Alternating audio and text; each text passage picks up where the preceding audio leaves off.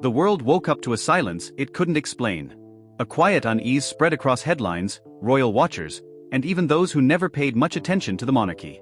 Something had changed, something deep, something heavy, and it had everything to do with Prince William. At 43, a man once known for his steady smile and calm composure now seemed like a shadow of himself. His public appearances had become rarer, his words quieter, his gaze distant, as though he was carrying the weight of a truth too painful to share. No one could quite put their finger on what happened. Those close to the royal family remained tight-lipped. The palace released statements filled with formality and restraint, but even those couldn't hide the emotion trembling beneath the surface. Behind closed doors, whispers grew louder. Friends described him as different, withdrawn, a man haunted by something no title could protect him from.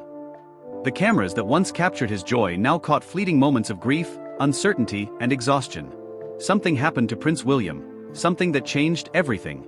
And as the truth slowly began to emerge, the world would come to realize that even a prince, born into unimaginable privilege, cannot escape the most human of emotions: pain, loss, and heartbreak.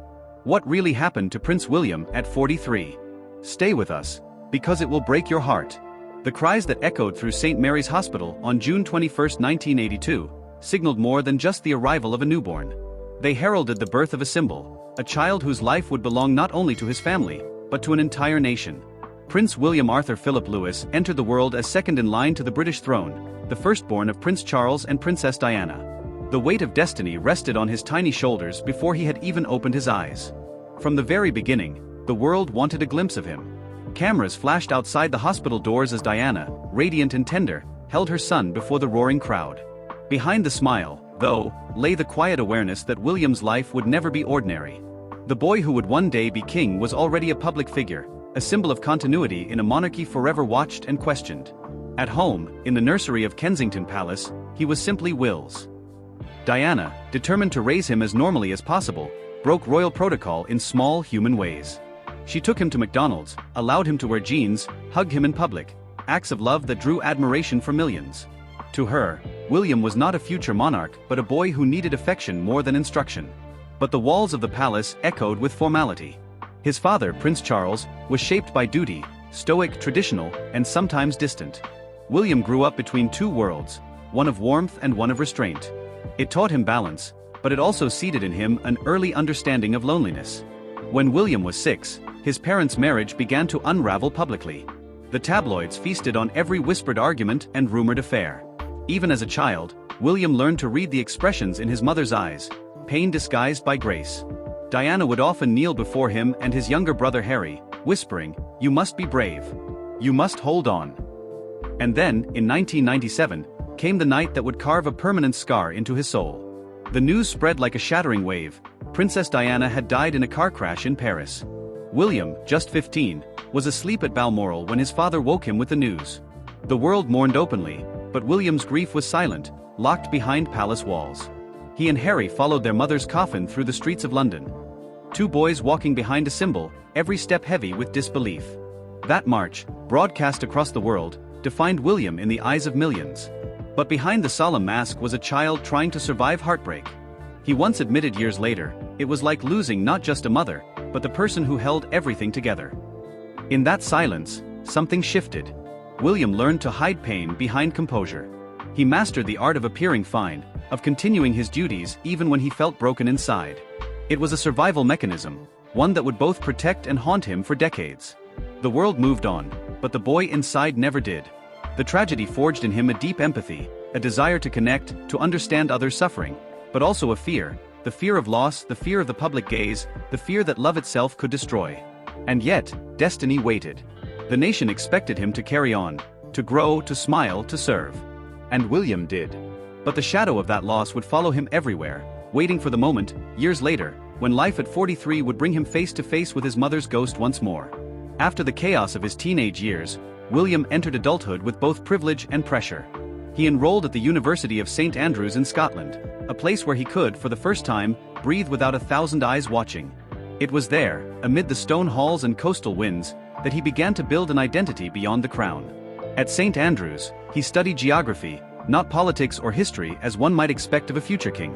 He wanted to understand the planet, the land beneath his feet, a reminder that the world extended far beyond palaces and parades.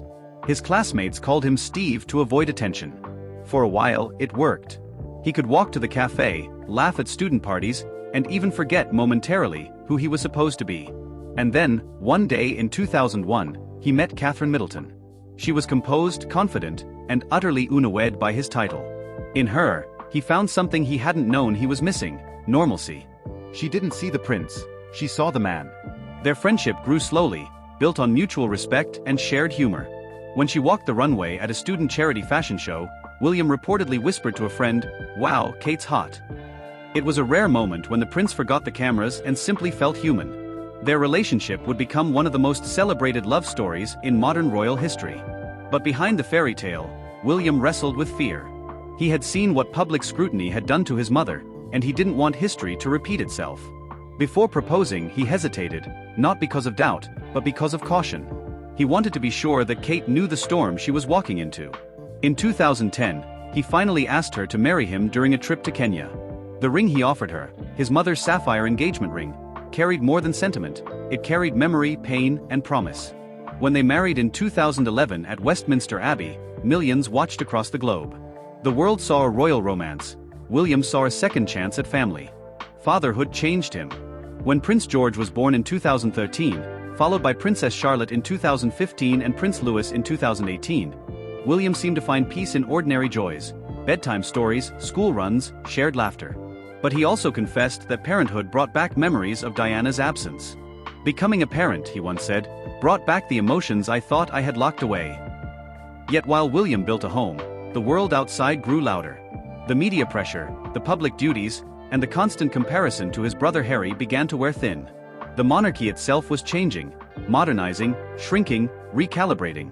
William, now second in line to the throne, was expected to represent both tradition and progress. It was a delicate dance, one he performed gracefully, but not without cost. He found solace in service. As an air ambulance pilot, William saw death and tragedy firsthand. He responded to accidents, comforted victims, and held grieving families' hands. "You can't unsee those things," he admitted later. "They stay with you." His work deepened his compassion, but also rekindled the emotional trauma he'd long buried since losing his mother. Through it all, Kate became his anchor, calm, steadfast, quietly strong. Together they represented the face of a modern royal family, blending duty with authenticity.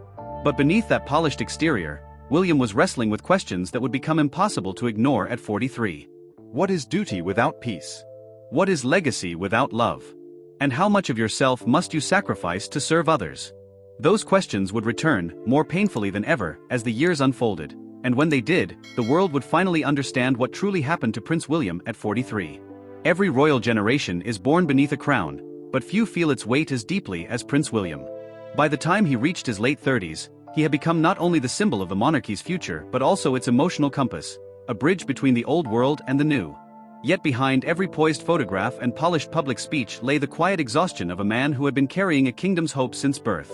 From the outside, William's life appeared enviable. A beautiful wife, 3 healthy children, global admiration, and a clear path to kingship. But inside, the pressures of his role pressed against him like invisible walls. Every word he spoke was analyzed. Every gesture became a headline. Every disagreement within his family was magnified into a crisis. After the passing of Queen Elizabeth II in 2022, the spotlight on William intensified. His father, now King Charles III, ascended to the throne, and with that, William became the Prince of Wales, the title his mother once held as Princess of Wales. It was an emotional transition, bittersweet and heavy with memory.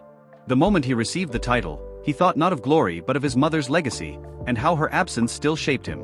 "I feel her guiding hand in everything I do," he once said quietly. William threw himself into his royal duties, visiting hospitals, meeting veterans, leading environmental campaigns, and supporting mental health awareness. He smiled for cameras, shook hands, and delivered speeches about hope and healing. But behind closed doors, those same themes haunted him. In private, he spoke often about the burden of duality, being both a symbol and a human being. He was expected to embody stability, yet he struggled with emotions that refused to be tamed. He was told to lead, yet constantly reminded that leadership came only after his father. He was born into privilege, yet bore the trauma of public tragedy. As the years went on, the tension between duty and individuality deepened. His brother Harry's departure from royal life in 2020 opened old wounds. The media painted their rift as rivalry, but those close to them said it was more like heartbreak. William felt abandoned, left to carry the legacy alone, the crown's responsibility resting solely on his shoulders. He confided once to a friend, "I understand why he left. Some days I wish I could just walk away too." But he couldn't. The monarchy depended on him, on his steadiness, his silence, his restraint. And so, by the time he turned 40, Prince William was no longer just the image of composure. He was a man walking a tightrope, balancing family, duty, and personal truth. The strain was invisible, but it was growing. The smile remained, but the eyes, the same piercing blue eyes the world had adored since childhood, began to carry a shadow. That shadow would follow him into the next chapter of his life, when, at 43, the structure he'd built around himself, the careful balance of public image and private pain, would begin to crack. It began subtly, not with scandal or tragedy, but with reflection. In the early months of his 43rd year, Prince William began to withdraw slightly from the relentless rhythm of public life. His appearances became more selective, his speeches more personal. Observers noted that he seemed quieter, more introspective. To some, it looked like maturity. To those closer to him, it looked like something deeper, the stirring of reckoning. Turning 43 marked more than another birthday. It marked a confrontation. The same age at which his mother might have been entering a new chapter, the same stage in life where the fragility of time became undeniable. For William, it was as though all the years he had suppressed grief, buried questions, and postponed healing began to resurface at once. He found himself returning often to old photographs, images of Diana smiling beside him as a boy, their laughter frozen in time. "I see her more clearly now," he told a confidant. "Not just as my mother, but as a person who carried too much alone." The reflection was painful because in her, he began to see himself. Friends say that during private family gatherings, William appeared more emotional than usual. He'd speak softly about legacy and love, about protecting his children from the same shadows that haunted his youth. The press had no idea, the palace walls kept the whispers in. But those near him could sense a quiet unraveling, not of sanity, but of suppression. It was as if decades of composure had finally reached their breaking point.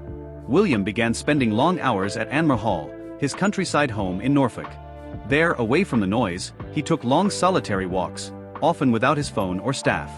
One aide recalled finding him staring across the open fields at dusk, hands in his pockets, his eyes distant. He looked peaceful, the aide said, but also haunted. What haunted him was not one thing, but everything. His mother's death, his father's aging, his strained relationship with Harry, and the overwhelming expectation that he would one day carry an empire through a modern age that increasingly questioned monarchy itself. At 43, William was no longer the prince of fairy tales. He was a man facing mortality, loss, and the fragile edges of identity. The media would later describe this period as William's quiet crisis. It wasn't loud or destructive, but deeply transformative. He began to open up more in his speeches, subtly revealing vulnerability. In one address for mental health awareness, he said, "No one is immune to pain.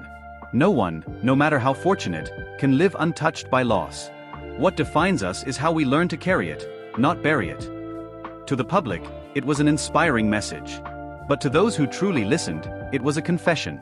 Behind palace doors, William was trying to find balance, between being a husband and a future king, a father and a son still grieving, a man of tradition and a voice for change. The emotional pressure was immense, and though he carried it with dignity, those close to him feared it was taking a toll on his health and spirit. What happened next, what he chose to reveal, would surprise even those who thought they knew him best. In late spring of his 43rd year, Prince William made a quiet decision that would change the course of his life, and the monarchy's image, forever. He decided to speak his truth. No press release, no staged announcement, no cameras. Just a small, private recording shared first with his family, later intended for the public. It began as a message of gratitude, thanking supporters for their patience as he took time away from public duties. But as he spoke, something shifted. His voice softened, cracked slightly, and then steadied again. He spoke of the hidden battles behind royal walls, not of scandal but of struggle. He spoke of nights lying awake, haunted by memories he had never fully processed. He spoke of feeling trapped between expectation and authenticity. And for the first time, he admitted the truth that would break hearts around the world. For years, I believed that strength meant silence. But silence can become a prison. I've learned that even those born into privilege are not protected from pain. Those words, raw, unfiltered, marked a historic moment. The prince who had always embodied restraint had just opened the door to vulnerability. The confession was not about failure, but about humanity. He shared that he had sought counseling, not for a single crisis, but for years of buried trauma that had resurfaced. Losing his mother at 15 had left an unhealed wound. Becoming a father brought that wound to the surface. Turning 43 made him realize that unless he faced it, it would follow him for the rest of his life. He ended the message with a line that echoed across the world. "The crown may rest on my head one day, but it's my heart that must learn to bear the weight first." When the recording was eventually released, the public reaction was overwhelming. People were stunned, not because of scandal, but because of honesty. A prince had just done what few royals before him ever dared to do: admit he was human. The revelation became a defining moment in his life and legacy. It inspired conversations about mental health, masculinity, and emotional resilience, not just in the UK, but globally. William's quiet confession became an act of leadership far beyond titles or ceremony. But behind that act of courage lay years of pain that few would ever understand.